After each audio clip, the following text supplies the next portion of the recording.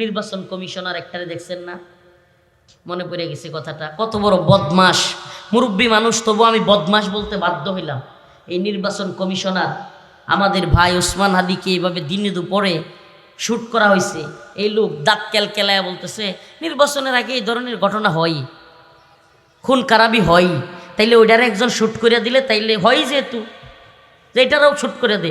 আমার মনটা চাই ওর হাসি দেখিয়া ওর দাঁতের মধ্যে একটা গুলি করে দিই। শয়তানের বাচ্চা একটা মানুষকে এইভাবে দিনে দুপুরে মেরে ফেলতেছে। বেটা, আপনি কোন দল করেন আমি জানি না, আগামীকালকে যে আল্লাহ না করুক ডাক্তার শফিকুর রহমানকে গুলি করবে না এইভাবে, আগামীকালকে যে হিন্দুত্ববাদীরা আর আওয়ামী লীগ আগামীকালকে যদি তারেক রহমান সাহেব আসে ওনাকে গুলি করবে না, গ্যারেন্টি আছে? এইভাবে আমাদের জাতীয় নেতৃত্বকে এইভাবে যদি হত্যা করে, কিলিং মিশন করে আমাদের সমস্ত জাতীয় নেতৃত্বকে যদি ধ্বংস করে দেয়, এই হিন্দুত্ববাদীরা আবার আমাদের উপর একটা গোলামের সরকার চাপায় দেয়, এটাই তো ওদের চাওয়া। তো আপনি দাঁত কিলকিল করে হাসেন কেমনে? নাউজুবিল্লাহ। আরে ও আরেকজন হইতে পারে, কিন্তু এই যুবক বয়সে একটা মানুষ দেশের পক্ষে কথা বলতে গিয়া এইভাবে গুলি খাইছে, কোনো অপরাধ করে নাই। সে কি কাউরে গুলি করে মারছিল? তে কোনো অপরাধ করে না। একটা ছেলেরে ছোট্ট বাচ্চা হারে 10 মাস 12 মাস বয়সে একটা ছোট বাচ্চা রেখে গেছে। আপনি চিন্তা করতে পারেন, আমারও একটা সন্তান আছে 14 মাস বয়স, মোহাম্মদ বিন রফিক নাম। তো যাদের সন্তান আছে তারা জানে সুবহানাল্লাহ, পিতা পুত্রের সম্পর্ক পৃথিবীতে সুবহানাল্লাহ এর চাইতে বড় দরদ আর মায়ার সম্পর্ক, ভালোবাসার সম্পর্ক আর হইতে পারে না। সন্তান না হইলে আসলে কইতেই পারতাম না ভালোবাসা কি জিনিস। আরে আর বাদ বাকি যত ভালোবাসা এগুলা হুদায় মিয়া। আপনি যাদের সন্তান হয় না এদেরকে এটা বুঝাইতে পারবেন না। যাদের সন্তান হয়েছে জিজ্ঞেস করেন পৃথিবীতে মা এবং বাবার সন্তানের প্রতি কি ভালোবাসা, পৃথিবীতে এটা বুঝানোর উপায় থাকে না। এই ছোট্ট একটা সন্তান থুইয়া আপনারা জানেন না ভাই, আমি নিজে দেখে আসছি, ভাইয়ের অবস্থা তো ভালো না। এই সিঙ্গাপুর থাইল্যান্ড এগুলো বলতেছে, আসলে ওনার যে অবস্থা, মানে যেইভাবে গুলি একদিক থেকে বেরোয় অন্যদিকে গেছে, এটা সুবহানাল্লাহ আল্লাহ তাআলা যদি খুদ রহম করেন যে উনি গাইবি খাজানা থেকে চিন্তা করেন যে উসমান হাদিরে আমি আবার ফিরিয়ে দিলাম, তাইলে সম্ভব। এছাড়া কোনো ডাক্তার কোনো চিকিৎসকের উসমান হাদিকে আর ফিরে, আমি নিজের চোখে দেখে আসছি তো, বাইকে যে রুমে চিকিৎসা করা হয়েছে ওখানে গেছিলাম, তারপরে ডাক্তারদের সাথে কথা বলছি, তো পরিস্থিতি অনেকটা ভয়াবহ। এই জন্য দেখেন একটা মানুষ এইভাবে যখন হত্যার শিকার হয়, যেই দলেরই হোক যেই মতেরই হোক, অন্তত এতটুকু সিম্পেথি থাকা দরকার। কথা কন না? আচ্ছা আমনে কোন আওয়ামী লীগের লোক যারা আছে এদেরকে গুলি করে মাইরা ফেলুক, এটাকে আমরা চাইবো? যদি এরা আমাদের উপর জুলুম করছে, কিন্তু বাস্তব কথা বলি, কোনো যুবক যদি অল্প বয়স্ক হয়, তাকে সে অন্য দলের হইতে পারে, তারে যদি এভাবে শুট করা হয় আমার খারাপ লাগবে, ব্যক্তিগতভাবে আমার খারাপ লাগবে। আরে ভাই, একটা মানুষ বিরোধিতা করতে পারে, তার উপরে আপনি তাকে যদি সহ্য না হয়, সে যদি খারাপ কিছু করে, তাকে আপনি মামলা দেন কিংবা তাকে আপনি ব্যবস্থা নেন, কিন্তু এইভাবে শুট করে তাকে দুনিয়া থেকে সরাই দিবেন, এটা কি রাজনীতি? এটা রাজনীতি? এটা রাজনীতি হইতে পারে না, এটা ভণ্ডামি, এটা শয়তানি, এটা শয়তানদের কাজ। তো যে কথা বলতেছিলাম যে আমরা তো একদিন থাকবো না ভাই, সবাইকে চলে যেতে হবে। এতটুকু সহমর্মী যদি আমরা না হইতে পারি, যেই হোক, আমি তো বলি যেই হোক, আমাদের এতটুকু সিম্পেথি, এটা মানুষ দুনিয়া থেকে চলে যাবে, বিচার তো আল্লাহ করবে। কে করবে? দুনিয়া থেকে চলে যাওয়ার পর বিচার কে করবে? আল্লাহ করবে। এই দুনিয়ায় আমরা একজন আর একজনের বিষয়ে কথা বলতে পারি, কিন্তু কেউ আল্লাহর কাছে চলে গেছে, তারে নিয়ে কি ঠাট্টা মস্করা করা যাবে? হ্যাঁ, তারে নিয়ে মজা নেওয়া যাবে? আল্লাহ আমাদেরকে মাফ করুক, বলেন আমিন। আরো জোরে বলেন আমিন। তো যে কথা বলতেছিলাম প্রিয় ভাইরা আমার, বন্ধুগণ আমার, যে যদি ওই দিন শেষ হয়ে যেত আমাদের 21শে নভেম্বর 2025 10:40 যদি আমাদের জীবন শেষ হয়ে যেত, আল্লাহ তাআলা যদি আরেকটু জোরে ভূমিকম্প দিয়ে দিতেন, আল্লাহ না করুক, তাইলে আমরা এই দুনিয়াতে থাকতাম না, আল্লাহর সামনে গিয়ে দাঁড়াইতাম। আর প্রথমেই ফেরেশতারা এসে জিজ্ঞেস করলে, প্রথমেই তো জিজ্ঞেস করতো যে আজকের ফজরের নামাজ পড়ছে কিনা। আমি পড়ি নাই। ও মুসলমান, একটু বিবেকটা খাটান প্রিয় ভাইয়েরা আমার, একটু অন্তর থেকে চিন্তা করেন, আল্লাহ আজকে থেকে তাইলে আর ফজরের নামাজ ছাড়বো না।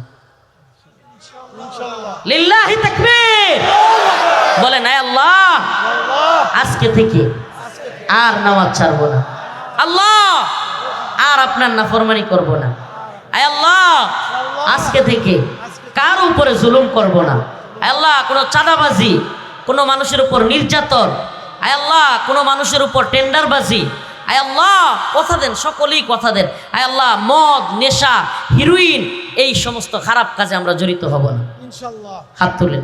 আল্লাহ তাআলা আমাদের সবাইকে আমল করার তৌফিক দান করুন। কথা দিলেন তো আমার সাথে? আরেকটা ছোট্ট শেষ দিকের আরেক দুইটা কথা বলে যাই, আয়াতের তর্জমাগুলো করে আপনাদের সামনে শেষ করে দিব। একটু বলে যাই প্রিয় ভাইরা আমার, দয়া করে হাসবেন না। আমি হাসার জন্য বলি না, আমাদের বাবাদেরকে বলবো, মাদেরকে বলবো, আমাদের যুবকদেরকে, যুবতী বোনদেরকে, যুবক ভাইদেরকে দ্রুত বিয়ের ব্যবস্থা করে দেন। আমাদের সমাজটাকে যদি সুন্দর করতে চান, বেহায়াপনা অশ্লীলতা দূর করতে চান, সমাজের মধ্যে নোংরামি যদি দূর করতে চান, এই তথাকথিত নিজের পায়ে দাঁড়ানো, কেরিয়ার, চাকরি, বিদেশ পাঠানো, এগুলোর চিন্তা বাদ দিয়া যেই বাবা মার টাকা পয়সা আছে অযথাই নিজের পোলাটারে, নিজের মাইয়ারে ধ্বংস করিয়েন না। আমাদের ভাই বোন গরুরে সুন্দরভাবে বিয়ের ব্যবস্থা করে দেন, প্রয়োজনে এরা বিয়ের পরেও পড়াশোনা করুক। শুনেন, আপনার সন্তান যদি একটা খারাপ মেয়ের পিছনে ছুটে, এই গুনার দায়ভার আপনারও নিতে হবে। আপনার সন্তান যদি একটা আকাম করে, এরপরে যখন আল্লাহ না করুক কোনো কাজ করে, কিংবা বাড়ি থেকে দুইজনে মিলে চলে যায়, তখন কিন্তু বলেন হাই রে আমার মাথা কাটা গেল। তোমার মাথা তো কাটা যাবেই। সময় মতো ছেলে মেয়েকে বিয়ে না দিলে আপনার মাথা কাটা যাইব নাকি আমার মাথা কাটা যাইব? শয়তান চাই হলো হারাম বিষয়গুলোকে যুব সমাজের মধ্যে, আমাদের সকলের মধ্যে যেন নর্মাল হয়ে যায়। আস্তাগফিরুল্লাহ। আমি কি ওই ধরনের বক্তা পাইছেন যে আস্তাগফিরুল্লাহ নাম না বললাম? আমাদের এলাকায় একজন আছে, অনেক দেশে এলাকা অনেক জায়গায় অনেক এ ধরনের আছে, যে টিটকারি, ফাইজলামি, মজা, দুষ্টামি করবার জন্য ওয়াজের মঞ্চে বসে। আমরা এই উম্মার জন্য কথা বলতে গিয়ে আমি জেল খাটি, এরপরে প্রায় বছরকে বছর পইরা থাকি, রিমান্ডে থাকি। আস্তাগফিরুল্লাহ। এরপরে মেরে ফেলবে না বাইচা থাকবো, ওই গ্যারেন্টি ওয়ারেন্টিও ছিল না। খুদ বর্তমানে যেই সময় শুরু হয়েছে, আধিপত্যবাদী ভারত এবং আওয়ামী লীগ সব দিক থেকে ফেল মাইরা এমন মাথা গরম হয়েছে, এমন আওলায় গেছে, মানে পাগল হয়ে গেছে গা। এখন মনে হইতেছে যে এরা মরণ কামড় দেওয়ার জন্য, ওই যে গ্রামে কিছু মানুষ দেখেন না, আপনাদের সমাজে আছে কি না, এরা দেখবেন আপনার সাথে যদি শত্রুতা থাকে, আপনার সাথে যদি ঝামেলা থাকে, প্রথমত আপনারে বিভিন্নভাবে কুচা দিবে, এরপরে আপনারে আশেপাশের এক দুইজন মামলা দিলে ওই আরেক লোকের মামলায় আপনারে জড়াইয়া দেওয়ার চেষ্টা করবে। হ্যাঁ, এরপরে আপনার বিভিন্নভাবে ক্ষতি করার চেষ্টা করবে। যখন দেখবে কোনোভাবে আপনাকে থামানো যাচ্ছে না, আপনি তার মাতবরি মানতেছেন না, তখন যে কোনো একদিন পিছন থেকে এসে আপনার রামদা দিয়ে কূপ দিবে। তো আওয়ামী লীগ এবং ভারত সম্মিলিতভাবে এই পাগলের দল এবং এই কাপুরুষের দল এখন শুরু করছে সেই গুপ্ত হত্যা, যেটা হইলো এখন সব দিক থেকে ব্যর্থ, রাজনৈতিকভাবে ব্যর্থ, মানুষকে বুঝাইতে ব্যর্থ, ঘুম কোন নির্যাতন নিপীড়নের রাজনীতি করতে করতে একেবারে বেহাল পরিস্থিতি হয়ে গেছে। এই পরিস্থিতিতে আইসা সব দিক থেকে যখন ব্যর্থ হয়ে গেছে, এখন আইসা আলেম কি বলে, যারা ভারত বিরোধী, যারা আওয়ামী লীগ বিরোধী বক্তব্য দেয়, তাদেরকে গুপ্ত হত্যা শুরু করছে। প্রিয় ভাইরা আমার, এই গুপ্ত হত্যা এটা শুধুমাত্র উসমান হাদির উপরে না, এই গুপ্ত হত্যা এদের টার্গেটে আরও অনেকেই আছে। যারা ভারত বিরোধী কথা বলে, আওয়ামী লীগ বিরোধী কথা বলে, এরা ওদের উপরেও টার্গেট করবে। তাইলে আস্তাগফিরুল্লাহ, সেই টার্গেট থেকে আমরাও খালি না। কিন্তু এত কিছুর পরেও আপনাদের সামনে আমরা কেন আসি? আপনাদেরকে এই যে যাত্রার বিনোদন দেওয়ার লেগা, আপনারা হ্যাঁ হ্যাঁ করে হাসবেন এই জন্য? হ্যাঁ, এ জাতি যদি সজাগ না হয়, আপনারা কি মনে করছেন হুজুর আমাদের আর কি, বাপে বিদেশে থাকে কিংবা চাকরি করে, আমরা যুবক পোলাপা নিয়ে বড় বড় একটা মোবাইল কিনি, এক একটা মোটর সাইকেলের এক একটা রেস দেই, এরপরে টিয়া পয়সারও অভাব নাই, কেডা কাটছে ভালো মোটর সাইকেল কিনতে পারে, কেডা কাটছে ভালো মোবাইল কিনতে পারে, এরপরে খেলাধুলা করি, ডু ডু করি, একটা মাইয়ার পিছে ঘুরি, মাঝে মাঝে একটু নেশাবাতিও করি। এই তো আমাদের জিন্দগি চলতেছে। আবার কয় ঠিক? তো এই জিন্দিগির চিন্তায় তোমার মধ্যে যদি উম্মার চিন্তা না থাকে, দেশ জাতির চিন্তা না থাকে, অচিরেই তুমি ব্যর্থ মানুষ হিসেবে সমাজের কাছে, রাষ্ট্রের কাছে তুমি ব্যর্থ একজন মানুষ হিসেবে বিবেচিত হবে। প্রিয় ভাইরা আমার, মনে কষ্ট নিয়েন না, শুনেন। আমি যে কথাটা বোঝানোর জন্য প্রথম কথাটা টান দিয়েছিলাম, সেটা হলো, দেখেন আমি একটু আস্তে করেই বলতেছি, আমরা মাহফিল কেন করি? দিনের জন্য কিনা? এই যে এখানে আমার সামনে, এটা কি বলেন না, এটা কি?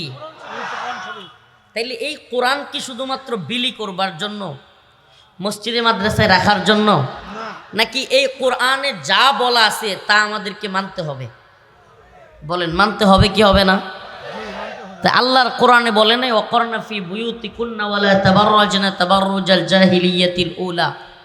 আল্লাহ তাআলা বলেন নাই যে নারীরা তারা যেন পর্দা করে এবং তারা যেন বেহায়াপনায় কিংবা ওই জাহিলি জামানার নারীদের মতো যে কোনো জায়গায় ঘোরাফেরা যেন না করে। আল্লাহ বলেন নাই? রাসূলুল্লাহ সাল্লাল্লাহু আলাইহি সাল্লাম আমাদের মা বোনদেরকে পর্দার কথা বলেন নাই? পর্দা একটা ফরজ বিধান। এখন আমরা কোরআন প্রতিষ্ঠার জন্য, দ্বীনের কথা জনগণের মধ্যে পৌঁছানোর জন্য, জনগণকে দ্বীন বোঝানোর জন্যই মাহফিলটা করি, নাকি না? কোনো সন্দেহ আছে? জনগণের মাঝে যেন দ্বীন পৌঁছায়, জনগণ যেন নামাজি হয়, জনগণ যেন মাদক মুক্ত হয়, জনগণ নেশা মুক্ত হয়, জনগণ যেন ভালো পথে ফিরে আসে, এটাই তো আমাদের চাওয়া, নাকি কন? তাইলে আমরা কি এই সমস্ত মাহফিলগুলোতে মা বোনদের অবাধে চলাফেরা করার সুযোগ দিয়া পুরুষের সাথে একেবারে, আমি নিজের চোখে দেখছি পুরুষরা নারীদের গায়ে লাগতেছে। আমি নিজে একটু আগে দেখলাম ওই পুকুর পাড়ে খায়া দায়া যখন আসতেছি, দুইটা মেয়ের সাথে দাঁড়ায় দাঁড়ায় একটা ছেলে কথা বলতেছে, আবার এই মেয়ের দেখায় দেয় যে হুজুর যাইতেছে। মানে কি সুন্দর চলতেছে। এই কি দিন? এটা কি দিন? কোরআন কি এই কথা বলে? আরে ভাই আস্তাগফিরুল্লাহ, আমার মাহফিলের মাধ্যমে যদি, দ্বীনি প্রোগ্রামের মাধ্যমে যদি একটা মেয়ে আর একটা ছেলের সাথে অবৈধ মেলামেশার সুযোগ পায়, তাইলে এই মাহফিল তো দ্বীনি মাহফিল হইতে পারে না, এটা কোনো কোরআনের মাহফিল হইতে পারে না। আমার কথা মনে হয় বুঝাইতে পারিনি। মানে একটা অবৈধ মেলামেশার সুযোগ, অবৈধ মেলামেশার সুযোগ, অবৈধ দেখা করবার সুযোগ, বিবাহ বহির্ভূত দেখা করবার সুযোগ যদি একটা ছেলে মেয়ে এই মাহফিলগুলোর মাধ্যমে পায়, তাইলে আমাদেরকে বুঝতে হবে যে আমরা আল্লাহ রসুল সাল্লাহ সাল্লামের দ্বীন, আল্লাহর রসুল যেইভাবে প্রচার করার কথা বলেছেন সেইভাবে করতেছি না। কারণ রসুল্লাহ সাল্লাল্লাহু আলাইহি সাল্লামের মতো প্রচার করলে অবশ্যই অবশ্যই নারীদের নিরাপত্তার কথা চিন্তা করতাম। আমরা এখন যেভাবে মাহফিল করি, যেইভাবে অবাধে এই রাতের বেলায় মা বোনদেরকে ছেড়ে দেই, মা বোনেরা এইভাবে অবাধে পুরুষের সাথে হাঁটাচলা করে, নাউজুবিল্লাহ, যে কোনো প্রোগ্রামে শুনবেন বিপদ ঘটে গেছে, যে কোনো প্রোগ্রামে শুনবেন। এই জন্য আমাদের প্রোগ্রাম কর্তৃপক্ষ এবং আমরা যারা পুরুষ আছি সকলের আমাদের মা বোনদের নিরাপত্তা নিশ্চিত করতে হবে সবার আগে। শুনেন, ভদ্র পুরুষরা, ব্যক্তিত্ববান পুরুষরা, গায়রাতওয়ালা পুরুষরা কোনো নারীর অসহায়ত্বের সুযোগ নেয় না, বরং তাকে সম্মানের সাথে, তাকে ইজ্জতের সাথে তাকে গড়ে তোলে।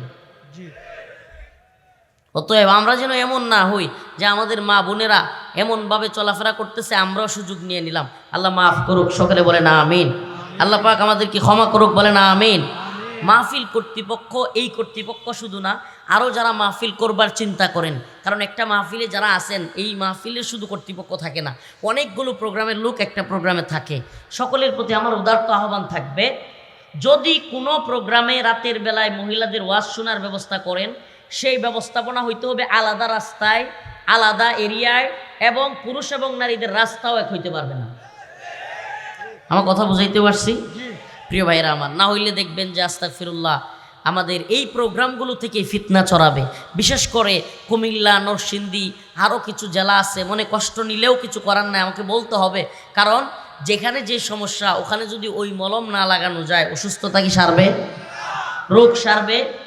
বাংলাদেশের যে কয়টা জেলায় সবচেয়ে বেশি পরকীয়া, এর মধ্যে একটা হলো কুমিল্লা আর একটা নরসিংদী।